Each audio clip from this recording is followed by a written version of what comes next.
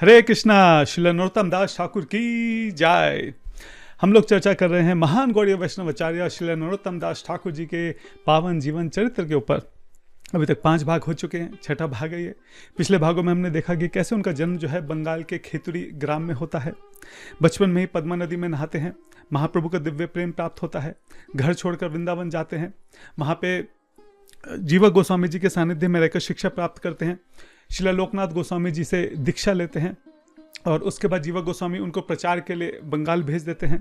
बंगाल जाते हैं, वहाँ प्रचार प्रारंभ करते हैं और अपने गुरु की आज्ञा से पिछले भाग में हमने देखा कि कितना जबरदस्त, कितना भव्य दिव्य जो है वहाँ पे उत्सव मनाते हैं। गौर पूर्णिमा के दिन उत्सव मनाते हैं। वहीं से एक्चुअली गौर पूर्णिमा की जो है एक तरह से उत्सव मनाने की परंपरा जो है वो प्रारंभ होती है। और हमने उत्सव के बारे में बहुत विस्तार से पिछले भाग में सुना था। और अब उत्सव के बाद जो है आगे किस तरह से अलग अलग गांव के लोग जो उत्सव देखने के लिए आए थे, कैसे वो उनसे दीक्षा लेते हैं और इससे कैसे प्रचार कार्य बहुत तेजी से आगे बढ़ता है, इस बारे में हम लोग इस भाग में चर्चा करेंगे। तो चलिए शुरू करते हैं।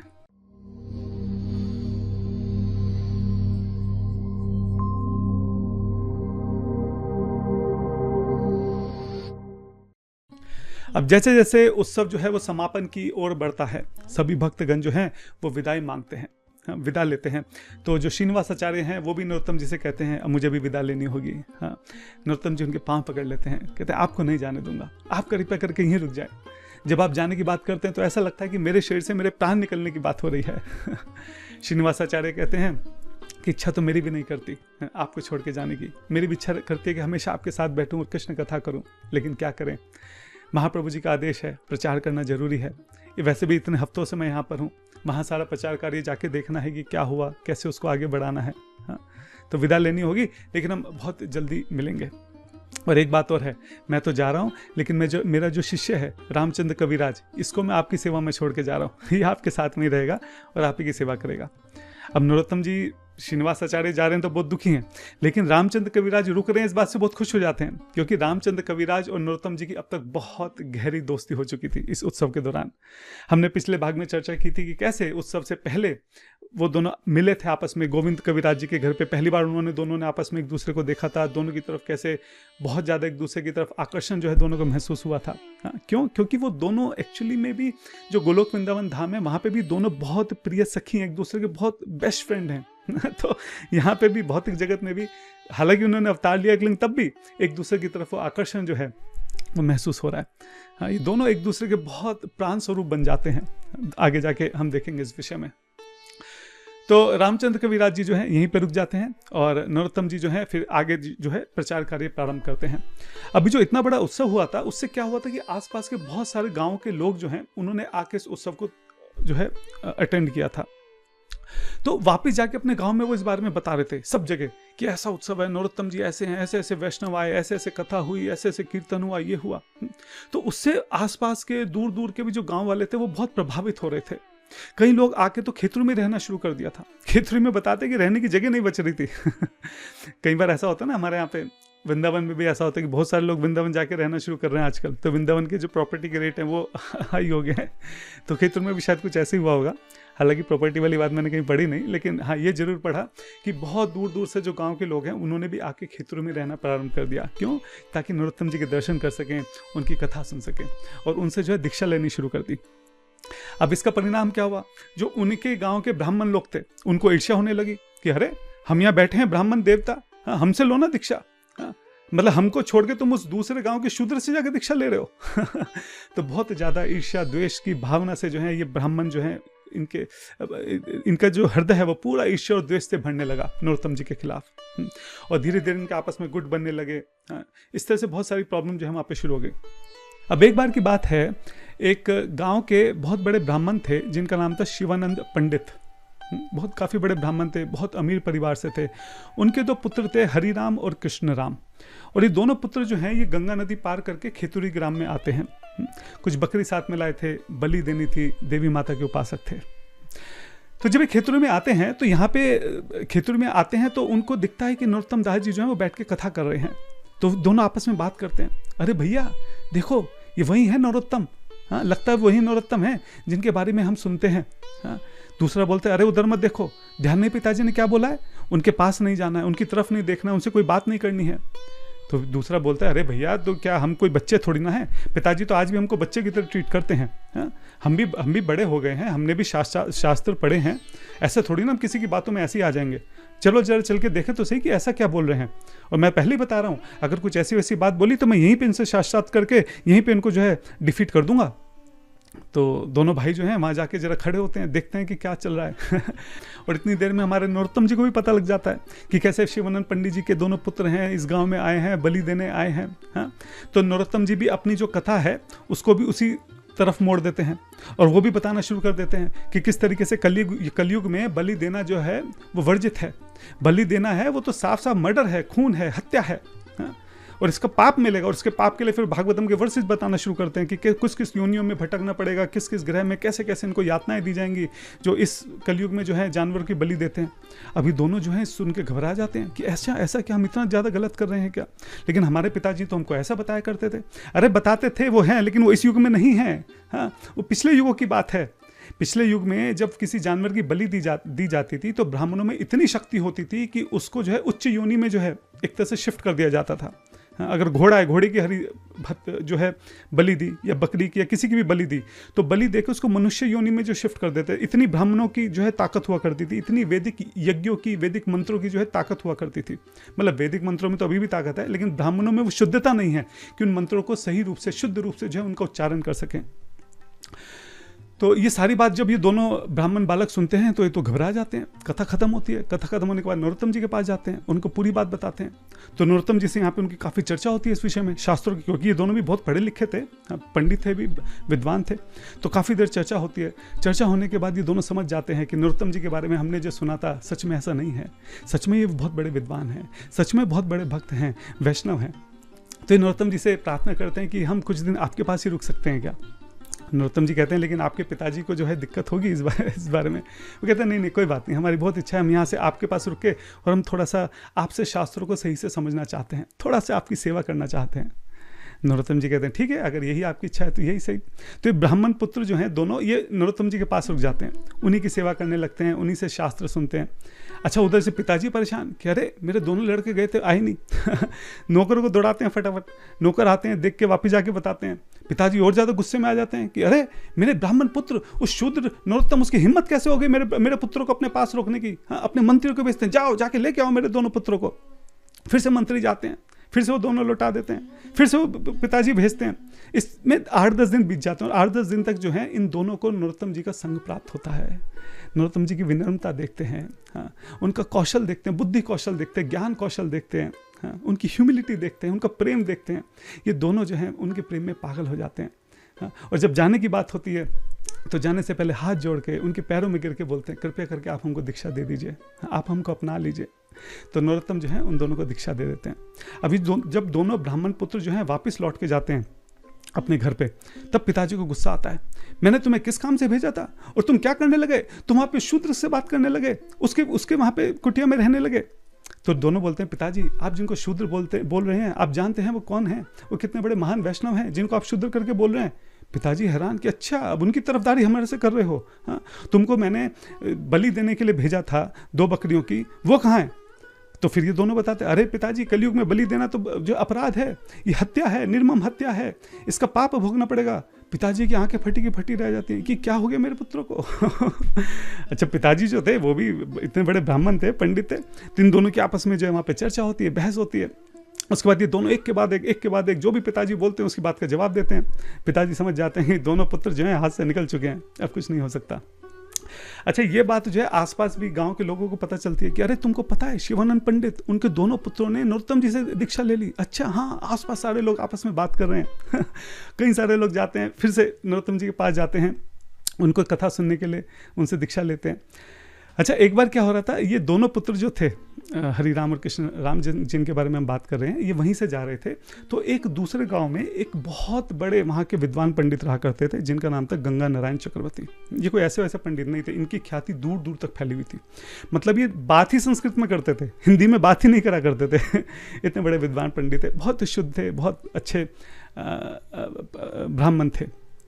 तो जब ये दोनों वहाँ से जा रहे थे तो गंगा नारायण चक्रवर्ती जी की नज़र इन पे पड़ती है। वो कहते हैं जरा बात सुनिए आप दोनों, आप शिवानंद सेन पंडित के पुत्र हैं ना? बोलते हैं जी उनके पुत्र हैं। अच्छा, इतने बड़े पंडित के पुत्र, और मैंने सुना तुमने वहाँ जाके उन शूद्र से दीक्षा ले लिया। तो इन दोनों को एकदम से गुस्सा आ जाता है कि हमारे गुरुदेव को शूद्र बोल दिया। हाँ, तो फिर ये बात बताना शुरू करते हैं, जिनको आप शूद्र बोलते हैं आप जानते हैं वो कौन है, वो कितने परम वैष्णव है, कितने बड़े महापुरुष हैं। तो गंगा नारायण चक्रवर्ती जो है फिर इनसे बात करने लगते हैं।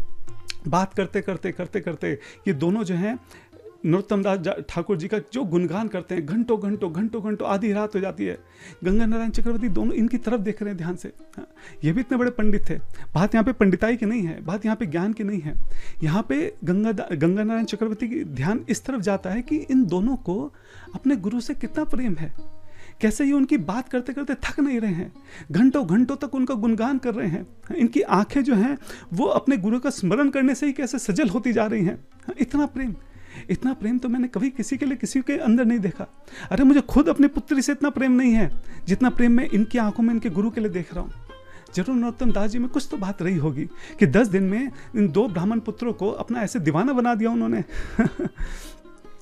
तो गंगा नारायण चक्रवर्ती इस विषय में विचार करने लगते हैं कि मैंने पूरा जीवन जो है शास्त्र पढ़े, पूरा जीवन व्याकरण पढ़ी, संस्कृत पढ़ी, दुनिया भर की कथाएं करी, लेकिन कभी भी मेरे अंदर भगवान के प्रति वो भाव नहीं आ पाया जो आज इन दोनों के अंदर अपने गुरु के प्रति है। कभी भी मैंने भगवान के प्रति वो प्रेम महसूस नहीं किया। कभी मैंने अपने गुरुदेव के प्रति वो डिवोशन, वो सबमिशन, वो सब महसूस नहीं किया जो इन ब्राह्मण पुत्रों के अंदर मैं देख रहा हूँ। तो इस बात से वो बहुत प्रभावित हो जाते हैं। उनको एहसास होता है कि वो पूरे जीवन के लिए ड्राई फिलॉसफी जो है उसको गाते चले आ रहे हैं। तो वो दोनों ब्राह्मण पुत्र वहाँ से चले जाते हैं और जो गंगा नारायण चक्रवर्ती हैं वो इस बारे में विचार करने लगते हैं कि क्या मैंने अपने जीवन में क्या पाया, शास्त्रों को पढ़ने का फल क्या है, क्या यही फल है कि अपनी विद्वत्ता का, अपने ज्ञान का चारों तरफ जो दिखावा करते फिरें।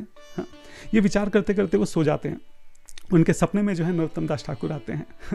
वो बताते हैं कि गंगा नारायण जी आप मेरे नित्य पार्षद हैं, मेरे नित्य परिकर हैं, आप मेरे से आके मिलिए, बहुत समय से मैं आपका इंतजार कर रहा हूँ, मेरी आंखें आपको देखने के लिए तरस रही हैं, आप मेरे पास आइए। तो अब सुबह जो है गंगा नारायण चक्रवर्ती जी की आंख खुलती है। उनको लगता है क्या सपना था क्या, ये नरोत्तम जी सच में मेरे पास आए थे। तो उनको लगता है कुछ भी हो ना हो, एक बार मुझे इनसे जाके मिलना जरूर चाहिए, एक बार देखना तो चाहिए कि ऐसे कैसे पंडित हैं जिनके प्रेम में लोग इस तरह से पागल हो जा रहे हैं। तो गंगा नारायण चक्रवर्ती जो है वो नरोत्तम जी से मिलने जाते हैं। अब जो गंगा नारायण चक्रवर्ती हैं, जैसे वो नरोत्तम को देखते हैं उनको एकदम से बहुत आकर्षण महसूस होता है। फिर से वैसे ही जैसे रामचंद्र कविराज जी को नरोत्तम जी को देख के हुआ था। ऐसा लगता था कि मैं इनको बहुत पहले से जानता हूँ, ऐसा लगता है कि इनके साथ मेरा बहुत कोई गहरा रिश्ता है। हाँ, जैसे नरोत्तम जी के पास जाते हैं, नरोत्तम जी को तो कुछ कहने की जरूरत ही नहीं पड़ती। वो पहले ही आके भाग के उनको गले लगा लेते हैं। बहुत समय के बाद आज गंगा नारायण जी को इस तरीके से किसी ने गले लगाया था, वरना वो तो हमेशा व्यास आसन पे बैठ के बड़ी बड़ी ज्ञान की बातें जो है वहाँ बोला करते थे। लोग उनकी बहुत प्रशंसा किया करते थे, उनका गुणगान किया करते थे। पहली बार आज उन्होंने प्रेम महसूस किया था।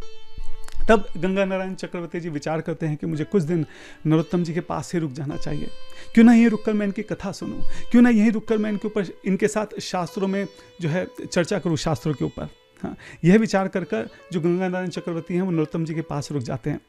अब गंगा नारायण चक्रवर्ती जी जो हैं वो कई दिन तक नरोत्तम जी को देखते हैं। कितनी विनम्रता है, कितनी सौम्यता है, कितनी मधुरता है, वाणी में कितनी मिठास है, शास्त्रों का कितना ज्ञान है। हाँ, तो इस तरीके से कुछ दिन बीत जाते हैं और तब जो गंगा नारायण चक्रवर्ती जी हैं वो नरोत्तम जी के सामने हाथ जोड़कर बोलते हैं कि कृपया करके आप मुझे शिष्य के रूप में स्वीकार कीजिए, मेरा बहुत सौभाग्य होगा। हाँ, तब नरोत्तम जी जो है गंगा नारायण चक्रवर्ती जी को दीक्षा देते हैं। और ये बात फिर जो है बहुत दूर दूर तक फैलती कि गंगा नारायण चक्रवर्ती इतने बड़े विद्वान, इतने बड़े पंडित, उन्होंने जो है नरोत्तम दास ठाकुर जी से जो है दीक्षा ले ली है। हाँ, ये बात तो जो है दूर दूर गांव दराज के जो ब्राह्मण कम्युनिटी थी, हाँ, जो ऑर्थोडॉक्स ब्राह्मण थे, रूढ़वादी जो ब्राह्मण थे, उनको ये बात सहन नहीं होती है। हाँ, तो ये जो ब्राह्मणों की डोली थी ये बेचारे छटपटा रहे थे, कर कुछ पा नहीं रहे थे, डिबेट कर नहीं पाते थे। जो भी डिबेट करने जाता था वो खुद ही जो है नरोत्तम दास जी के शिष्य बन जाता था। कई बार तो हमला भी करवाया नरोत्तम दास जी पे, पर कहीं पे भी सफल नहीं हो पा रहे थे। तो अंत में इन्होंने निर्णय किया कि क्या करेंगे, हम यहाँ के जो बड़े राजा हैं, राजा नरसिम्हदेव राय, उनके पास जाएंगे और उनके समक्ष जो है अपनी बात को रखेंगे। तो ये जो पूरे ब्राह्मण समाज था, ठीक है, ये अपनी पूरी टोली बनाकर राजा जी के दरबार में पहुंचता है और वहां जाके उनसे कहता है कि महाराज, ये आपके राज्य में क्या चल रहा है? शूद्र जो है वो ब्राह्मण को दीक्षा दे रहे हैं। हाँ, शास्त्रों की पूरी परिभाषा जो है उसको बदल दिया गया है। जो मंत्रों को जो है मन में धीरे धीरे उच्चारण करा जाता है, मन में उच्चारण करा जाता है, ये लोग नाच नाच कर, गा गा कर, तेज तेज चिल्ला चिल्ला कर उन मंत्रों का उच्चारण कर रहे हैं। पूरे सनातन धर्म का नाश हो रहा है महाराज, आप कुछ करिए, आपके सामने ये सब चल रहा है, आप कुछ करते क्यों नहीं है? तो महाराज पूछते हैं कि अच्छा, तो अपने मंत्रियों की तरफ देखते हैं। तभी उनके मंत्री जो है खड़े होकर कहते हैं कि महाराज ऐसी बात नहीं है, हम नरोत्तम जी को जानते हैं, हमने उनके बारे में पता करा है, वो भगवान के बहुत शुद्ध भक्त हैं। सच बात तो ये है कि सारे शास्त्रों का जो सार है वही उसके मूर्तिमान स्वरूप हैं, बहुत विनम्र हैं, सबका भला चाहते हैं, हाँ, और बहुत विद्वान भी हैं। ठीक है, और हमने तो यहाँ तक सुना है कि गुरुदास भट्टाचार्य करके कोई थे पंडित, उन्होंने इन नरोत्तम जी का अपमान किया था, हाँ, और अगले दिन उनको कोढ़ हो गया था। तो इस बात का सबूत है कि जो शुद्ध भक्तों का अपमान करते हैं भगवान उनको माफ़ नहीं करता है। तो हमें शुद्ध भक्तों के अपमान से, वैष्णव अपराध से बचना चाहिए। तो जब ये बात करते हैं तो ब्राह्मणों की टोली जो, उनको और गुस्सा आ जाता है। तो जो उनके नेतृत्व कर रहे थे ब्राह्मण, वो कहते हैं अरे महाराज देखिए कैसे कैसे तो मंत्री आपके राज्य में बैठे हैं, हाँ, जैसे गांव की दो औरतें आपस में बात नहीं करती कि कहानियां किससे गढ़ती हैं कि इसने उसको ऐसा कहा और उसको कोढ़ हो गया है, इस तरह से बात होती है क्या? ऐसा नहीं चलेगा, आपको उसको चल के उसको सजा देनी होगी। तो अब राजा को समझ में नहीं आ रहा, राजा एकदम कंफ्यूज हो गए कि क्या करें। यहाँ पे ब्राह्मण जो है समाज इस तरह से कह रहा है, उनके मंत्रियों का अलग से कुछ कहना है। तो उन्हीं के राज्य में एक बहुत विद्वान पंडित थे, एक्चुअली सबसे बड़े विद्वान पंडित वही थे जिनका नाम था रूप नारायण। तो जो राजा जी हैं वो रूप नारायण जी की तरफ देखते हैं कि आपका क्या विचार है। तो रूप नारायण जी जो हैं वो पूछते हैं कि ये जो नरोत्तम जी हैं ये किन के शिष्य हैं। तो वो बताते हैं अरे वृंदावन से जो जीवा गोस्वामी हैं उनके शिष्य हैं ये। तो जैसे ही जीवा गोस्वामी का नाम सुनते हैं रूप नारायण, अरे ये जीवा गोस्वामी जी के शिष्य हैं, ओह अब उनका ऐसा रिएक्शन क्यों था, इसके पीछे एक बहुत इंटरेस्टिंग स्टोरी है, अभी हम आगे जाके सुनेंगे। तो रूप नारायण जी जो है वो राजा को कहते हैं कि ऐसे बात बनेगी नहीं, एक काम करते हैं, आप अपने समाज के, अपने राज्य के जो भी विद्वान पंडित हैं आप सब, उन सबको इकट्ठा कीजिए और मैं भी आपके साथ चलूंगा। हम सब चल के खेतुरी चलते हैं और वहाँ चल के नरोत्तम जी से डिबेट करते हैं, उनको सबके सामने डिबेट में हराएंगे, तभी ये मसला जो है वो सॉल्व होगा, उसका कुछ हल निकलेगा। ठीक है, राजा जी मान जाते हैं कि जो भी है अब तो डिबेट से काम होगा।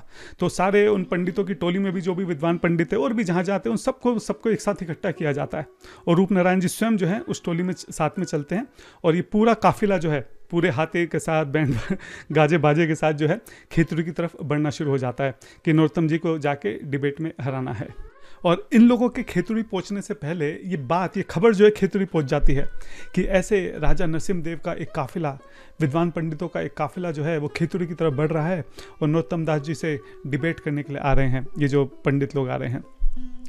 तो अब यहाँ पे नरोत्तम दास जी के जो दोनों शिष्य थे, रामचंद्र कविराज जी और गंगा नारायण चक्रवर्ती, ये विचार करने लगते हैं कि हमारे गुरुदेव क्या पूरा जीवन बस लोगों से डिबेट ही करते रहेंगे हैं? क्या उनको अधिकार नहीं है कि वो भी शांति से अपने भजन जो है कर सकें, हाँ? और इन सबको तो हम ही संभाल लेंगे, गुरु महाराज जी को क्यों परेशान करना।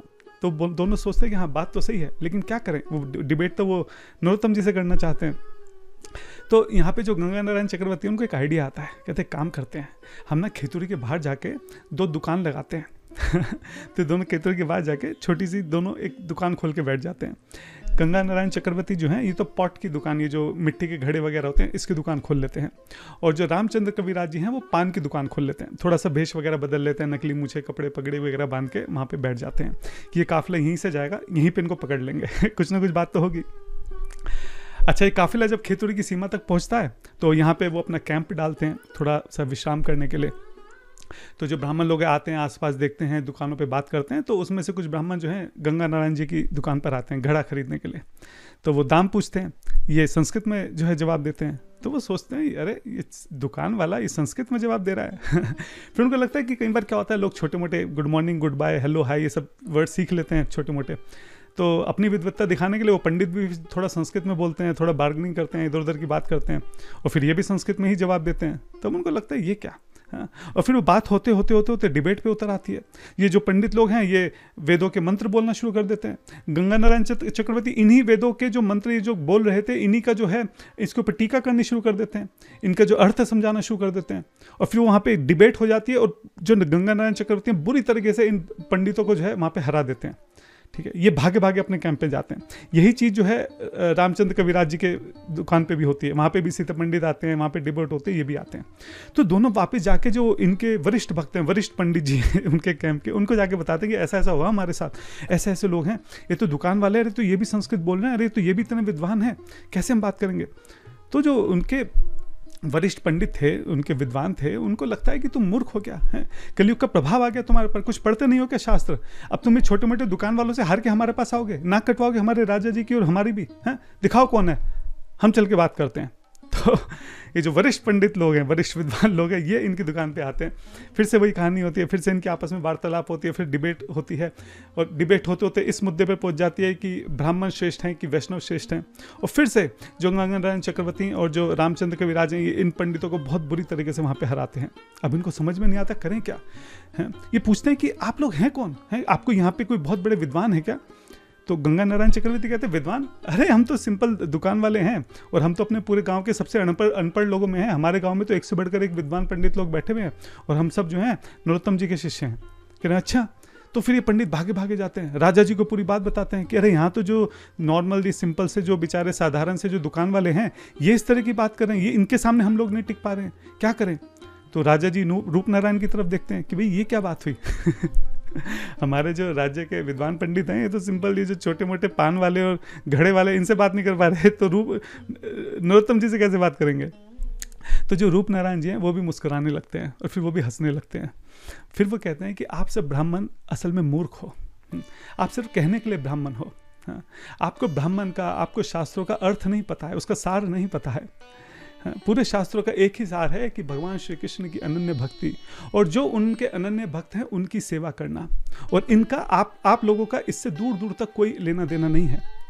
आप सिर्फ अपने अभिमान में, अपनी संस्कृत में, अपने व्याकरण में इधर उधर अपने ज्ञान की जो विद्वत्ता झाड़ते फिरते हैं, लेकिन शास्त्रों का अर्थ क्या है, भगवान कहना क्या चाह रहे हैं, उसका सार क्या है, इसका दूर दूर तक आपसे कोई लेना देना नहीं है।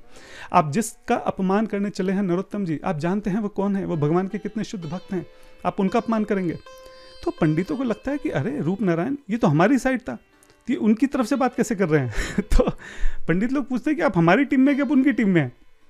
कहते हैं अरे मैं टीम में तो आपकी ही हूँ, लेकिन ये बात मैं आपको पहले समझाता तो आपको समझ में नहीं आती, इसलिए मैं जानबूझ के आपके साथ यहाँ तक आया, ताकि लाइव डेमो दिया जाए आपको, तभी आपको बात समझ में आएगी कि चल क्या रहा है यहाँ पे।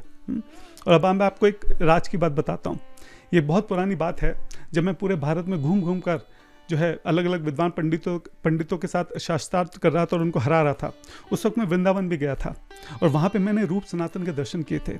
उनका तेज, उनकी विद्वत्ता, उनकी नर्मता देखकर मैं आश्चर्यचकित रह गया था। उस वक्त मैंने सोचा कि अगर इन दोनों को मैं हरा दूं तो इसको मैं पूरे भारत में जाके दिखाऊंगा कि देखो मैंने रूप सनातन को हरा दिया वृंदावन में। तो इस भाव से रूप सनातन के पास गया था। अब वहाँ पे सनातन गोस्वामी ने बोला कि भाई हमारे पास ये टाइम नहीं है आपके साथ डिबेट करने का, ठीक है? तो ये बोलेगा आपके पास टाइम नहीं है तो आप अपनी हार स्वीकार कीजिए, और ये मैं पत्र लेके आए उसके ऊपर लिख दीजिए कि हम हार स्वीकार करते हैं।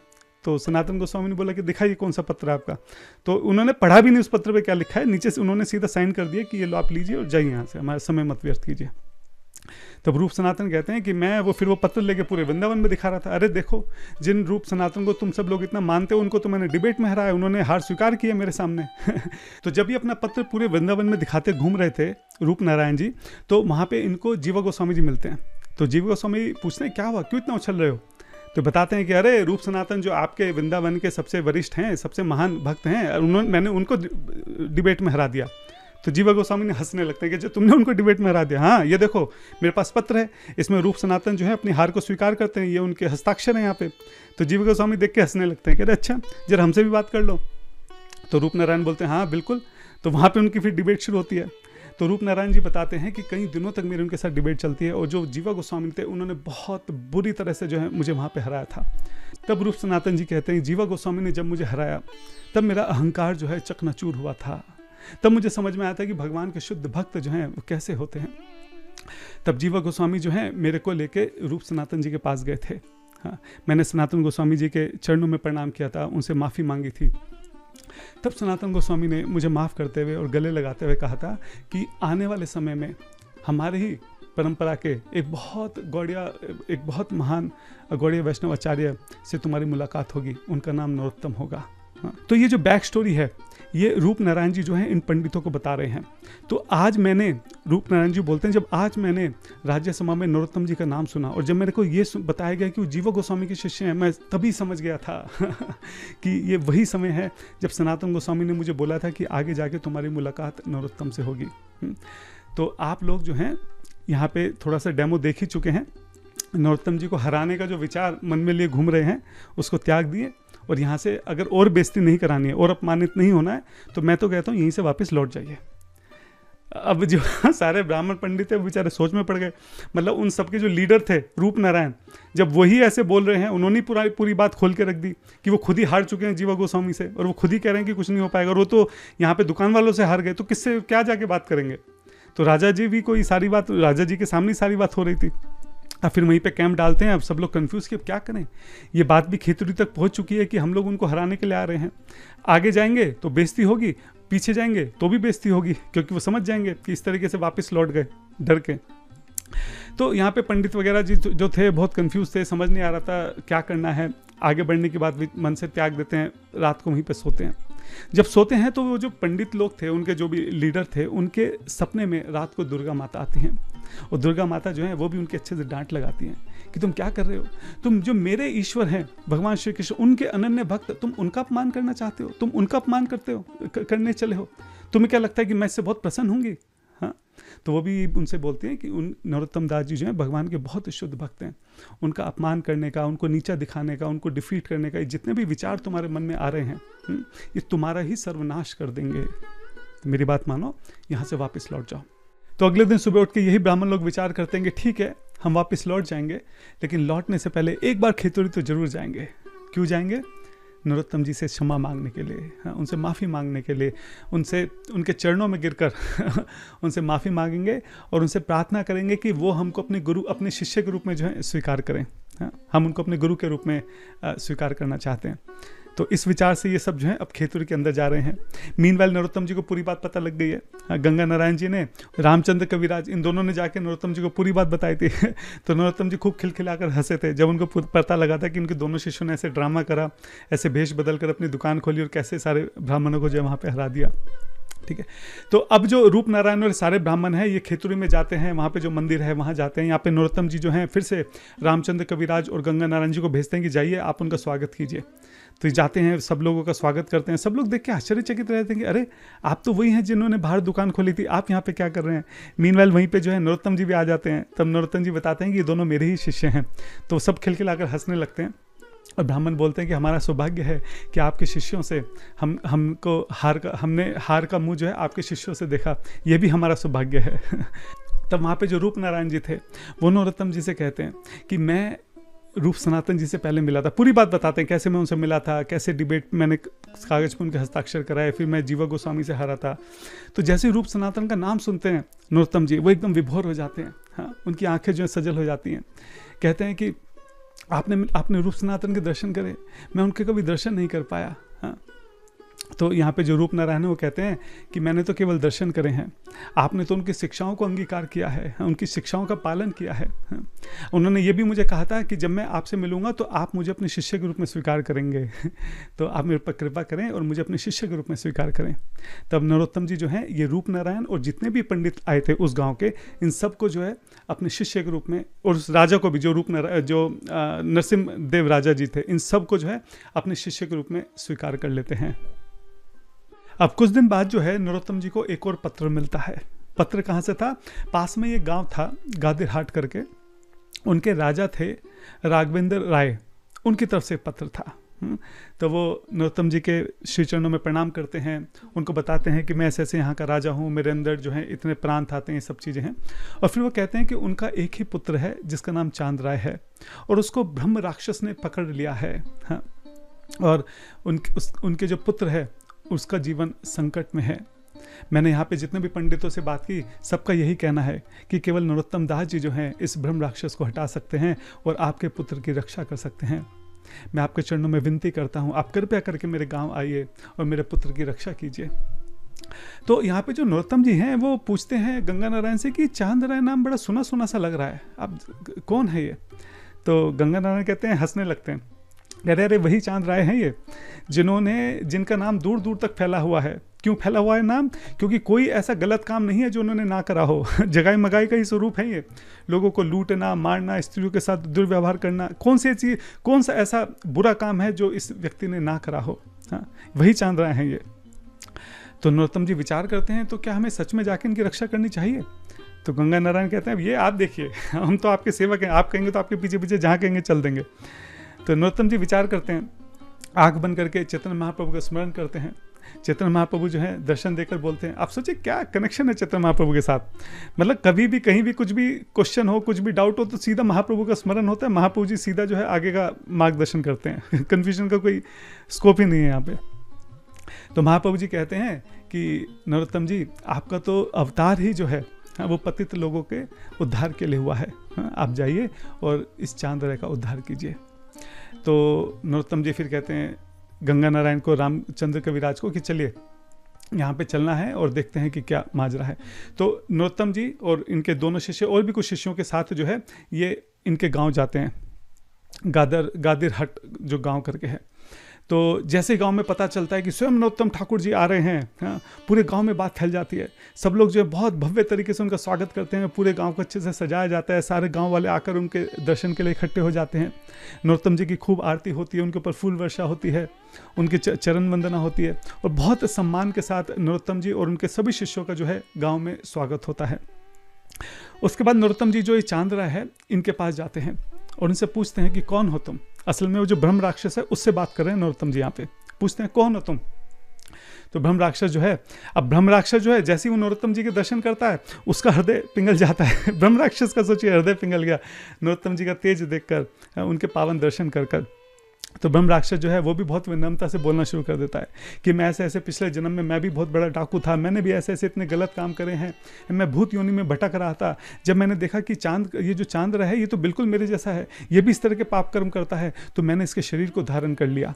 हाँ, तो आप मुझे क्षमा कर दीजिए। तो नरोत्तम जी बोलते हैं ठीक है, तो आप इसका शरीर छोड़िए अभी। वो कहता है शरीर मैं छोड़ दूंगा, लेकिन आप मेरे पर कृपा कीजिए। क्या कृपा कीजिए? आप मेरा किसी तरीके से खेतुरी में जो है जन्म करवा दीजिए, ताकि मैं वहाँ आपके दर्शन कर सकूँ, आपके चरणों में कुछ सेवा कर सकूँ, उसी से मेरा उद्धार हो सकता है। तो नरोत्तम जी कहते हैं ठीक है, वो सब ठीक है, लेकिन आप अभी पहले चांद्राय का शरीर छोड़िए। तो जो ब्रह्म राक्षस है वो चांद्राय का शरीर छोड़ के चला जाता है, और सबकी आंखों के सामने कुछ ही देर के अंदर जो चांद्राय है वो धीरे धीरे सामान्य होने शुरू हो जाते हैं। जैसे ही ये बात राजा देखते हैं कि किस तरह से नरोत्तम जी ने उनके पुत्र की रक्षा करी है, उनकी आंखें एकदम सजल हो जाती हैं। वो आके नरोत्तम जी के चरणों में प्रणाम करते हैं, उनसे बहुत बहुत धन्यवाद करते हैं कि किस तरह से उनके जो एकमात्र पुत्र थे, जो राज्य के उत्तराधिकारी थे, राजकुमार थे, नरोत्तम जी ने आज उनकी रक्षा करी है। तो फिर वो नरोत्तम जी से प्रार्थना करते हैं कृपया करके आप हमारे गांव में कुछ समय और रुकिए, हमें थोड़ा सा सेवा का मौका और दीजिए, इतनी जल्दी वापस मत जाइए। तो नरोत्तम जी भी वहाँ पे कुछ समय के लिए रुकते हैं। फिर वहाँ पे रोज कथा होती है, कीर्तन होते हैं। अब आप सोचिए नरोत्तम जी की डायरेक्ट जहाँ पे कथा और कीर्तन हो रही है तो कौन बचने वाला है। तो कुछ ही दिन में जो पूरे गाँव वाले हैं एक तरह से वो नरोत्तम जी को अपने गुरु के रूप में देखना शुरू कर देते हैं, उनको गुरु के रूप में स्वीकार करना शुरू कर देते हैं। अच्छा, इतनी देर में चांद्राय जो हैं वो भी पूरी तरह से सामान्य हो जाते हैं, और वो इन नरोत्तम जी के पास आते हैं, और फिर से नरोत्तम जी के दर्शन कर कर जो है उनका हृदय भी पूरी तरह से बदल जाता है। जितने भी हृदय में मलिनता थी, जितने भी हृदय में तामसिक जो थी प्रवृत्तियाँ थी, वो सब खत्म हो जाती हैं। तो नरोत्तम जी के पास आते हैं, हाथ जोड़कर बोलते हैं कि नरोत्तम जी, आपने मेरे जीवन की हर प्रकार से रक्षा करी है। अगर ये ब्रह्म राक्षस मेरे अंदर रहता तो पूरा जीवन मैं इसी तरह से तड़प तड़प के जो है मर जाता, और अगर ये मुझे छोड़ के भी चले जाता तो जिस तरह के मैं पाप कर्म कर रहा हूँ करते करते मैं हमेशा के लिए नरक योनि में चले जाता। तो चाहे ये ब्रह्म राक्षस रहता या नहीं रहता, मेरा जो है मेरा जीवन की जो दुर्गति है वो निश्चित तौर पे थी, लेकिन आपने जो है मेरी रक्षा करी है। मैं भी आपके चरणों का आश्रय चाहता हूँ, और आप कृपया करके मुझे भी अपने शिष्य के रूप में स्वीकार कीजिए और मेरा उद्धार कीजिए। हाँ, तो वहाँ पे बहुत बड़ी दीक्षा सेरेमनी होती है, और दीक्षा सेरेमनी में पूरा जो गांव है, गांव के राजा और ये राजकुमार सब मिलके जो है नरोत्तम जी से दीक्षा ले लेते हैं, और सब नरोत्तम जी के शिष्य बन जाते हैं। जो राजा हैं वो नरोत्तम जी को खूब सारी भेंट देते हैं, एक पूरा गांव उनके नाम पे कर देते हैं। उसके अलावा भी खूब सारी गायें हैं, बछड़े हैं, घोड़े हैं, रथ हैं, खूब सारी जो स्वर्ण मुद्राएं हैं, खूब भेंट जो है यहाँ पे नरोत्तम दास जी को दी जाती है। अब कुछ समय के बाद ये जो राघवेंद्र राय हैं ये एक और पत्र भेजते हैं नरोत्तम जी को। अब की बार पत्र में क्या लिखा था? अब की बार पत्र में लिखा था कि जो मेरा पुत्र है चांद्राय, ये आपके आशीर्वाद से पूरी तरह बदल चुका है, लेकिन पहले जो इसने जो भी दुष्कर्म करे हैं, जो भी गुंडागर्दी करी है, जो भी लोगों को नुकसान पहुंचाया है, उसकी वजह से इसके कई सारे दुश्मन बन गए थे, और उन्हीं में एक थे यहाँ के नवाब।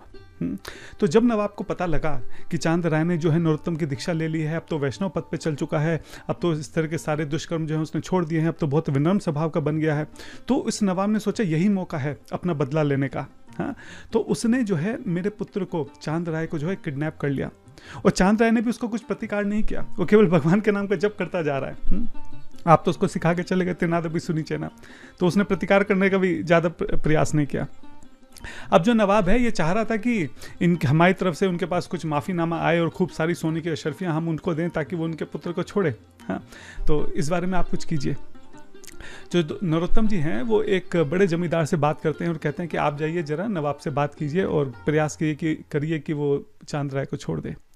ये जो जमींदार हैं ये जाते हैं, लेकिन नवाब इनकी बात नहीं मानता है, बल्कि नवाब को गुस्सा और आ जाता है। हाँ, वो चांद राय से कहता है कि तुम्हारी इतनी हिम्मत, हाँ, मैं सोच रहा था कि तुम मुझे लाके कुछ तुम्हारे पिताजी सोने की अशर्फियाँ देंगे, मुझसे माफ़ी मांगेंगे, मेरे पाँव में गिर के गिड़गिड़ा कर तुम्हारे जीवन की भीख मांगेंगे, हाँ, और वे साधु संतों को भेज के तुम्हें बचाना चाहते हैं। तुम्हें क्या लगता है ऐसे मैं तुम्हें छोड़ दूंगा? अब देखो मैं तुम्हारे साथ क्या करता हूँ, इतने कौड़े मारूंगा, इतने कौड़े लगवाऊंगा कि शरीर की पूरी खाल उधड़ जाएगी, हाथी के पैरों तले जो है मैं तुम्हें कुचलवा दूंगा। इधर नरोत्तम जी को पता चलता है कि नवाब ने बात मानने से मना कर दिया है, तो यह नरोत्तम जी जो है वो भगवान से प्रार्थना करते हैं चांद राय के लिए। और इधर जो राजा है, जो नवाब है, वो चांद राय को मारने के लिए पूरा इंतजाम करता है। आखिरकार जो है चांद राय जो है वो बैठते हैं और हरि नाम करते हैं, और वहाँ से हाथी को छोड़ा जाता है। हाँ, मदमस्त हाथी। चांद राय जो है केवल अपने गुरु का नरोत्तम दास जी का स्मरण कर रहे हैं, हरि नाम कर रहे हैं, और इधर से हाथी जो आता है मारने के लिए वो एकदम बगल से निकल जाता है, और फिर से आता है, फिर से बगल से निकल जाता है। तो जो महावत होते हैं, जो हाथी को संभाल रहे होते हैं, उनको समझ नहीं आता कि आज ऐसा क्यों कर रहा है। राजा भी आश्चर्यचकित होकर देख रहे थे कि ये क्या हो रहा है, आज से पहले तो कभी भी ऐसा नहीं हुआ। जितने भी मंत्रीगण थे, जो भी वहाँ पे जो भी नागरिक थे, सब लोग देख रहे थे कि क्या हो रहा है। और हाथी कुछ ही समय इस तरह से करने के बाद पागलों की तरह जो है बर्ताव करने लगता है, और फिर वहीं पे मर जाता है। उसका मानसिक संतुलन पूरी तरह से बिगड़ जाता है, और वहीं पे खुद ही वो अपना दम तोड़ देता है। हाँ, तब जो है चांद राय जो है मुस्कुराते अपने आंखें खोलते हैं, और वो राजा को बोलते हैं कि आप मेरे गुरु की शक्ति को नहीं जानते हैं। हाँ, मैं अपने गुरु का स्मरण कर रहा था और उनके ही कारण मेरी रक्षा हुई। अब ये देख के जो नवाब है वो बहुत थोड़ा घबरा जाता है, क्योंकि नरोत्तम दास जी के बारे में सुना तो उसने भी बहुत था। पहली बार साक्षात वो अपनी आंखों से उनकी शक्ति का प्रभाव देख रहा है। मतलब जिस हाथी से उसने ना जाने कितने दर्जनों लोगों को, सौयों लोगों को रोंदवा के मरवा दिया, आज वो किस तरीके से अपना मानसिक संतुलन खो के खुद ही मर बैठा। तो नवाब बहुत घबरा जाता है कि कहीं ऐसा ना हो कि मेरा भी कुछ अहित हो जाए, हाँ, इस चांद राय को मारने के चक्कर में। तो चांद राय को छोड़ देते हैं। चांद राय को छोड़ते हैं। चांद राय भागते भागते जो है नरोत्तम जी के पास आते हैं, उनके पैरों में गिर के हाथ जोड़ के। हाँ, और नरोत्तम जी जो है वो भी एकदम आश्चर्यचकित हुए थे, अरे तुम कैसे आ गए, कैसे हुआ मुझे बताओ। तो चांद राय उनको पूरी बात बताता है।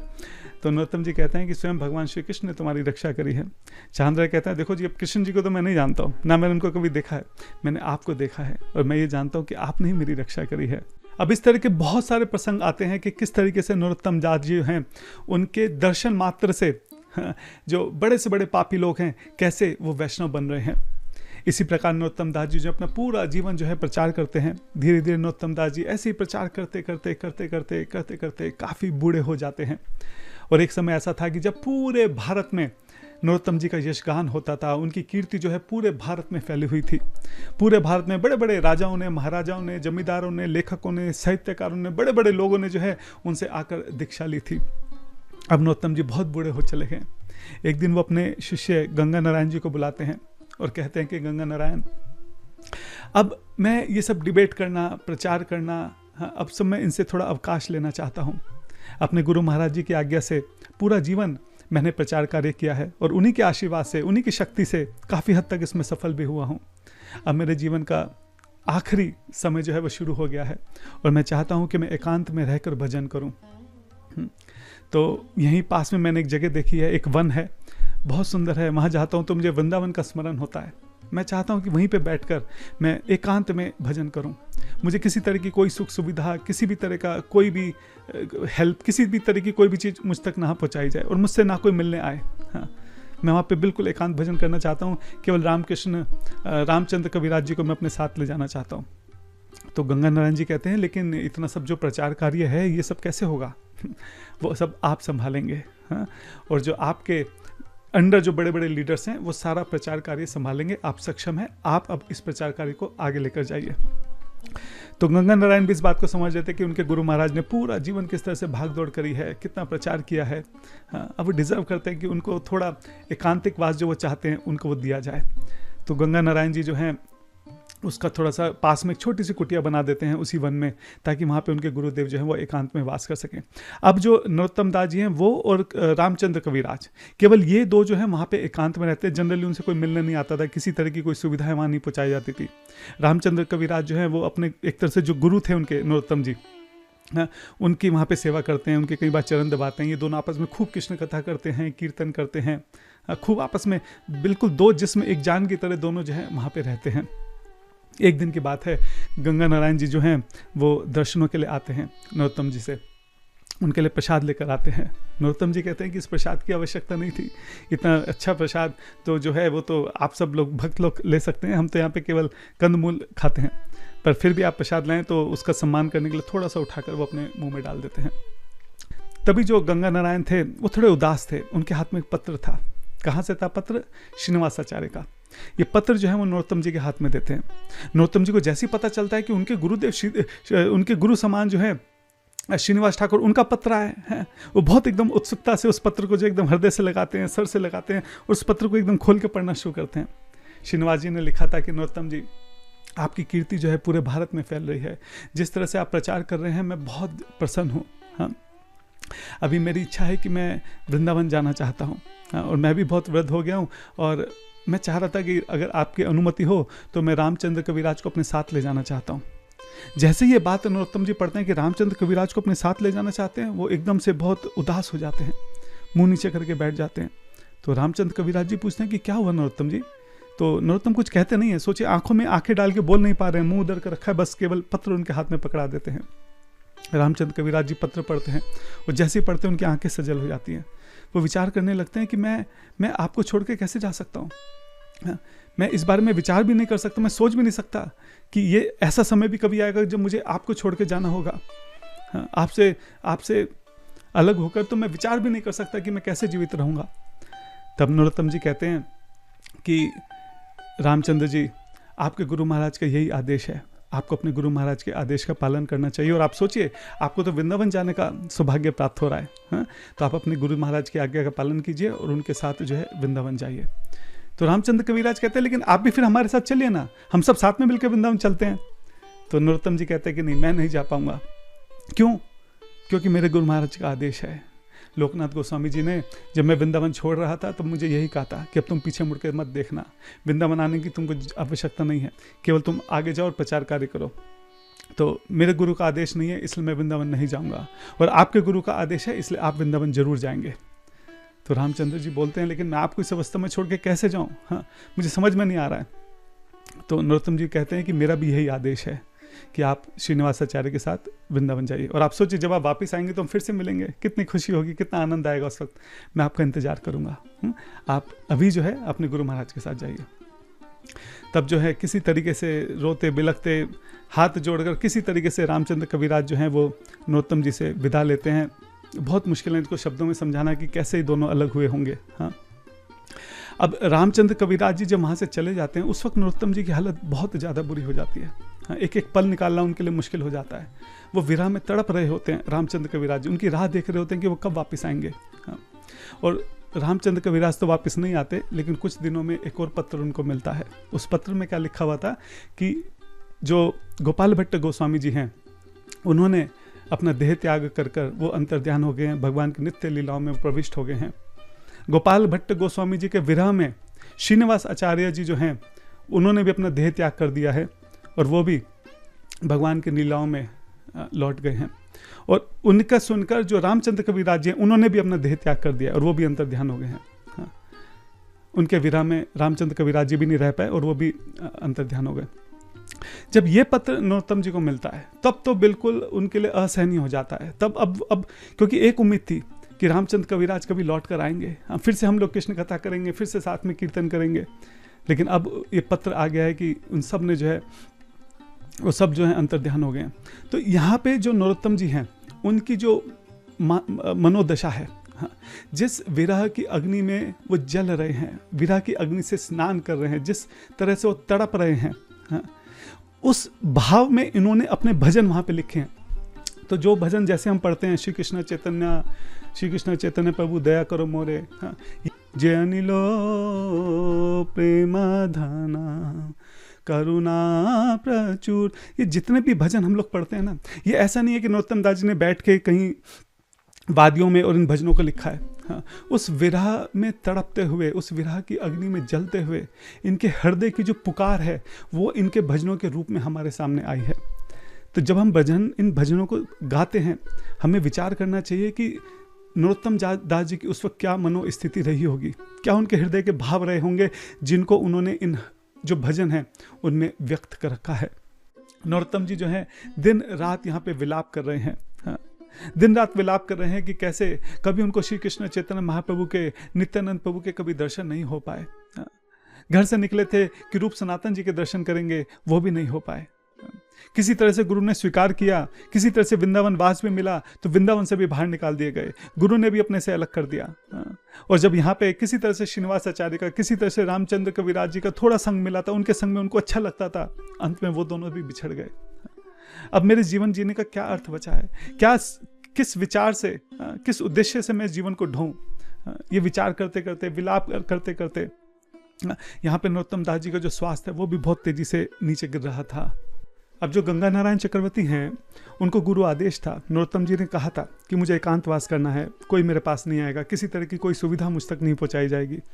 तो वो सीधा उनके पास नहीं जा पाते थे, वो झाड़ियों से छुप छुप कर जो है अपने गुरु महाराज के दर्शन करा करते थे। लेकिन जब वो देखते थे कि रामचंद्र कविराज जी के जाने के बाद नरोत्तम जी की इतनी बुरी स्थिति हो गई, किस तरह से वो रो रहे हैं, तड़प रहे हैं, बिलख रहे हैं, हाँ, उनकी वो स्थिति उनसे देखी नहीं जा रही थी, समझ में नहीं आ रहा था करें तो क्या करें। एक दिन विचार कर कर किसी तरीके से वो नरोत्तम जी के पास जाते हैं, जाके उनको प्रणाम करते हैं और उनसे कहते हैं कि हम सभी भक्तों की बहुत इच्छा है कि एक बार आपके साथ चलकर जो है गंगा स्नान करा जाए। आप भी इस कुटिया में बहुत समय से हैं, रामचंद्र कविराज जी के जाने के बाद उनके विरह में आप यहाँ रहते हैं, यहाँ उनकी इतनी सारी स्मृतियाँ हैं, हाँ, एक बार आप यहाँ से चलेंगे, सबसे बाकी भक्तों से मिलेंगे, एक बार गंगा स्नान करेंगे तो आपको भी अच्छा लगेगा। तो नरोत्तम जी विचार करके कहते हैं कि ठीक है। जैसे वो ठीक है कहते हैं, एकदम से गंगा नारायण जी जो हैं वो बहुत प्रसन्न हो जाते हैं। तो यहाँ पे नरोत्तम जी जो हैं वापस खेतुरी पहुँचते हैं, सभी भक्त जो है उनको बहुत स्वागत करते हैं। बहुत समय के बाद उनके दर्शन हुए थे, एक एक भक्त को गले लगा रहे हैं, नाम लेकर बुला रहे हैं, हाँ, एक एक को निर्देश दे रहे हैं, इंडिविजुअल इंस्ट्रक्शन, पर्सनल इंस्ट्रक्शन जो है, निर्देश जो है वो यहाँ पे नरोत्तम जी जो है एक एक जो वहाँ पे जितने भी लीडर्स है, जो भी मेन जो भी भक्त है, सबको मिलकर वहाँ पे बता रहे हैं। कई बार भक्तों को लग रहा था कि ऐसे एक एक जन को जिस तरह से निर्देश दे रहे हैं, ऐसा लगता था कि आखिरी बार उनसे मिल रहे हैं, ऐसा क्यों है। तो नरोत्तम जी वहाँ पे क्षेत्र में खूब जो है कीर्तन करते हैं, सब विग्रहों के दर्शन करते हैं, सभी भक्तों से मिलते हैं। उसके बाद पास में जो गांव बुदरी गांव, जहाँ पे रामचंद्र कविराज जी का जो जन्म स्थान है, वहाँ पे जाते हैं, वहाँ काफ़ी देर बैठते हैं, रामचंद्र कविराज जी का गुणगान करते हैं, कीर्तन करते हैं और फिर कुछ भक्तों के साथ जो है वो गंगा स्नान के लिए जाते हैं, गंगा स्नान करते हैं। तो उस वक्त गंगा नारायण जी को बहुत अच्छा लग रहा था कि चलो उनके गुरुदेव किसी तरह से कुटिया से बाहर आए, किसी तरह से उनको देखकर अच्छा लग रहा है, वरना जिस तरह से दिन रात उनको रोते हुए देख रहे थे, हाँ, उनको बहुत दिन रात वो गंगा नारायण जी भी बहुत व्याकुल रहते थे अपने गुरु को इस स्थिति में देखकर। तो यहाँ पे अब जब गंगा में सभी भक्तों के साथ वो स्नान कर रहे हैं तो उनको भी अच्छा लग रहा था। स्नान करने के बाद जो नरोत्तम जी हैं वो बाहर निकलते हैं और बाहर निकलकर वो बैठ के थोड़ी देर वहाँ पे कीर्तन प्रारंभ शुरू कर देते हैं गंगा के तट के ऊपर। सभी भक्त बहुत अच्छे से कीर्तन कर रहे हैं, कीर्तन करते करते करते करते जो है उनकी आंखों से आंसू बह रहे हैं और धीरे धीरे जो नरोत्तम जी हैं उनकी वाणी जो है वो विराम बंद हो जाती है, वो कीर्तन करना बंद कर देते हैं। भक्तों को समझ में नहीं आता है क्या हो रहा है, हाँ, थोड़ी देर वो इंतजार करते हैं, लेकिन फिर जब ध्यान से देखते हैं तो उनके आंसू आने भी बंद हो चुके थे, शरीर में चेतना के कोई लक्षण नहीं थे। तो गंगा नारायण जी आते हैं, जल्दी से उनकी नब्ज देखते हैं तो देखते हैं कि नब्ज भी नहीं चल रही है, वो एकदम से घबरा जाते हैं, हाँ, उनकी सांस भी नहीं आ रही है, नब्ज भी नहीं चल रही है, वो एकदम से घबरा, फटाफट से जो है वहाँ पे वैद्यराज को बुलाया जाता है। वैद्यराज जल्दी से आते हैं, वैद्यराज चेक करते हैं और वैद्यराज अपना मुंह झुकाकर बोलते हैं कि ऐसा प्रतीत होता है कि नरोत्तम जी जो है वो हम सबको छोड़कर जा चुके हैं, इनमें जीवन के कोई, इसमें इनके अंदर जो है जीवन के कोई संकेत नहीं है। जैसे ही गंगा नारायण ये सुनते हैं, जैसे सारे भक्त वहाँ ये सुनते हैं, सब एकदम से रोना शुरू कर देते हैं। गंगा नारायण से तो ऐसा लगता था उनके पैरों तले जमीन निकल गई कि ऐसा क्या, मैं क्यों गुरुदेव जी को कुटिया से यहाँ तक लेके आया, इससे अच्छा तो कुटिया में ही थे, कम से कम वहाँ भजन तो कर रहे थे, हाँ। और गंगा नारायण को समझ में नहीं आता कि कैसे होगा, इतने बड़े वैष्णव आचार्य अचानक से ऐसे कैसे हमको छोड़ के चले गए, हाँ। गंगा नारायण विचार कर रहे हैं कि नरोत्तम जी के बिना कैसे सारा कार्य होगा, कैसे इतना बड़ा प्रचार कार्य जो चल रहा है वो कैसे आगे बढ़ाया जाएगा। गंगा नारायण, सारे भक्त वहाँ पे रो रहे हैं, लेकिन गंगा नारायण बेचारे रो भी नहीं पा रहे हैं क्योंकि सबसे वरिष्ठ हैं वो, उनकी हालत तो और भी ज़्यादा खराब है। बैठ के विचार कर रहे हैं, एक एक चीज़ का स्मरण कर रहे हैं कि कैसे नरोत्तम जी उनको गले लगाया करते थे, कैसे एक एक निर्देश जो है वो बच्चों की तरह उनको बताया करते थे, कैसे अपने पुत्र की तरह वो उनसे प्रेम करा करते थे, कैसे उनका नाम लेकर उनको बुलाया करते थे, कैसे जब वो आए थे कैसे सब पहली बार मैंने उनको देखा था। एक एक चीज़ के ऊपर विचार कर रहे हैं। ये बात खेतुरी पहुँचती है, पूरा खेतुरी ग्राम जो है वो शोक सागर में डूब जाता है, विलाप करने लगता है, सारे भक्त रोने लगते हैं। कोई यज्ञ कर रहा है, कोई नरसिम्हा मंत्र को पढ़ रहा है, कोई प्रार्थनाएं कर रहे हैं, भक्त लोग जो हैं करते करते 3 दिन बीत जाते हैं। किसी को समझ में नहीं आ रहा था कि अब क्या करा जाए। अंतिम संस्कार की जो है तैयारियां चल रही हैं, और वहीं पे कुछ जो मुट्ठी भर ब्राह्मण, जो थोड़े से ब्राह्मण जो रह गए थे, जो आज भी जो है नरोत्तम जी का विरोध करते थे, वो वहाँ पे आकर गंगा नारायण जी को कहते हैं, देखा आपने, ये नरोत्तम जी ने पूरा जीवन जो है हिंदुओं का धर्म भ्रष्ट किया है, जो हमारा वर्णाश्रम धर्म था उसको भ्रष्ट किया है, और यही कारण है कि आज अंतिम समय में इनके मुंह से आवाज़ तक नहीं निकल रही है। जैसे गंगा नारायण ये सुनते हैं, ऐसा लगता है कि उनके सीने में किसी ने खंजर घोंप दिया हो कि उनके गुरु महाराज के लिए ऐसी बात बोलनी।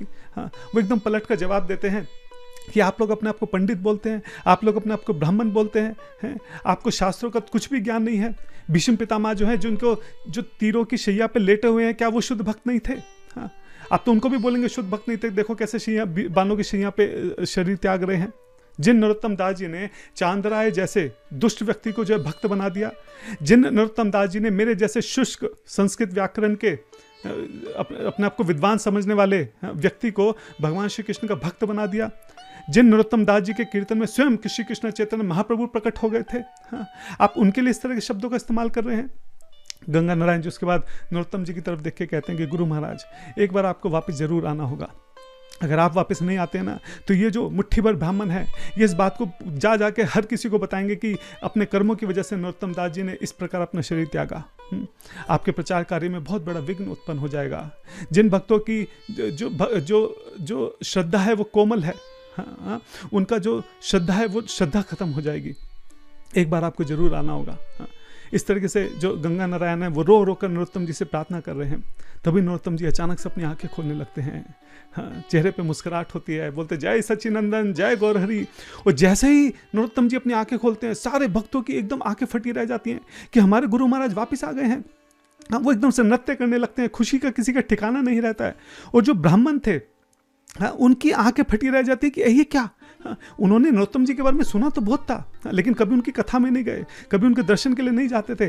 पहली बार अपनी आंखों के सामने चमत्कार होते हुए देख रहे हैं कि 3 दिन से जिस व्यक्ति के शरीर में जीवन के कोई लक्षण नहीं थे, हाँ, कैसे अपने शिष्य की पुकार पे वो व्यक्ति वापस चेतना में आ जाता है।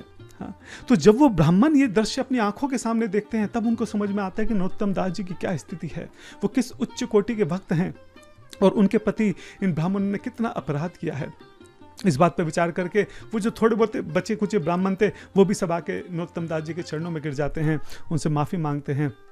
और यहाँ पे जो सारे भक्त हैं वो खूब तेज तेज नाच रहे हैं। जो गंगा नारायण जी हैं, हाँ, वो भी इतने प्रसन्नता से जो है अपने गुरु महाराज की तरफ देख रहे हैं। ये खबर जो है जल्दी से खेतुरी ग्राम तक पहुँचती है। जैसे ही खेतुरी ग्राम में पता चलता है, वहाँ पे जो उत्सव की तैयारियाँ शुरू हो जाती हैं। सारे भक्त जो है वहाँ पे नृत्य करना प्रारंभ कर देते हैं। हाँ, उसके बाद जो नरोत्तम जी हैं उनको जो है खेतुरी ग्राम लेके जाते हैं। खेतुरी ग्राम में बहुत भव्य से उनका स्वागत होता है, पूरे खेतुरी ग्राम को बहुत अच्छे से सजाया जाता है। अब सोचिए एक बार, नरोत्तम जी जो थे वो प्राण थे खेतुरी के। हाँ, कैसे पूरे शोक सागर में जो पूरा खेतुरी ग्राम डूबा हुआ था, हाँ, जिनको कुछ समझ नहीं आ रहा था कि अब आगे उनके जीवन का क्या होगा। अचानक से उनको खबर मिलती है कि उनके गुरु महाराज जो 3 दिन से ऐसा प्रतीत होता था कि शरीर को त्याग चुके हैं, हाँ, और त्याग ही चुके थे। हाँ, अपने शिष्य के कारण वो वापस चेतना में आए, वो वापस खेतुरी में आ रहे हैं। क्या भव्य वो उत्सव रहा होगा, क्या भक्तों की मनोदशा रही होगी।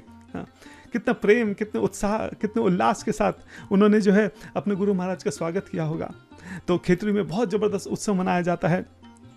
नरोत्तम जी का स्वागत होता है। कुछ समय नरोत्तम जी वहीं रुकते हैं, अच्छे से भजन कीर्तन करते हैं, विग्रहों के दर्शन करते हैं, और फिर वो वापस अपनी उसी कुटिया में अपने भजन के लिए लौट जाते हैं। अब महाप्रभु जी के विरह में नरोत्तम जी की स्थिति दिन पर दिन बहुत खराब होती जा रही थी।